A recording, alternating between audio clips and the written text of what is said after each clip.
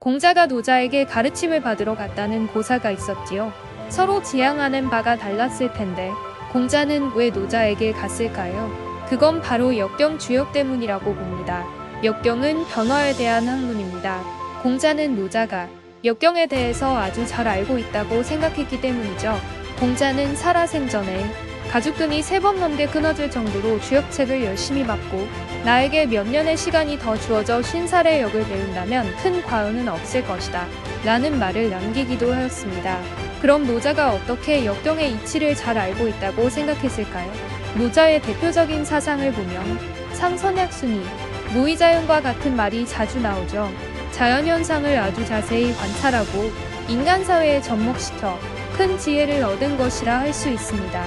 역경은 변화의 학문이고 해와 달, 별과 같은 천체의 움직임이나 음과 양의 자연이치에 대한 내용들이 많이 나옵니다. 변화 속에서 일정한 규칙성을 찾고 인생에서 적절한 때와 장소를 알아서 인생이란 잘 놀다가는 것이라는 철학을 가지게 하는 것입니다. 그러나 그게 말처럼 쉽지 않죠. 나이를 먹을수록 걱정거리가 많아지고 세상 일이라는 게 마음대로 되지 않는다고 생각하게 됩니다. 그래서 역경을 알아야 편안한 삶을 살 수가 있다는 것입니다. 자, 이제 이 영상의 핵심인 도덕경에 나오는 곡이라는 것에 대해서 알아보고자 합니다.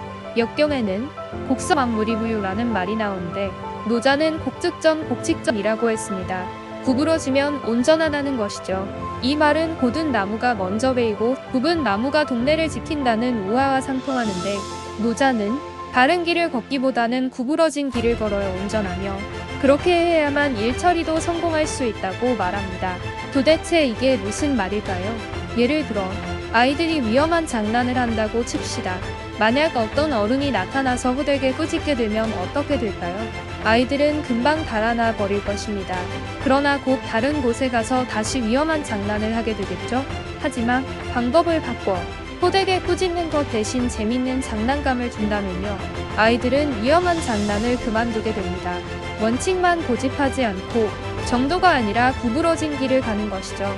그래서 도덕경을 다른 시각으로 심도 있게 읽는 자가 있다면 음모가나 술수가가 될 수 있다고 하는 것입니다. 우주의 법칙에는 직선 운동하는 것이 없습니다. 직선으로 가는 것처럼 보여도 자세히 들여다보면 곡선 운동을 하죠. 빛도 일종의 파장을 그리면서 운동합니다. 행성 또한 곡선 궤도를 돕니다. 만물은 모두 곡선의 길을 쫓아가며 성장하고 있습니다.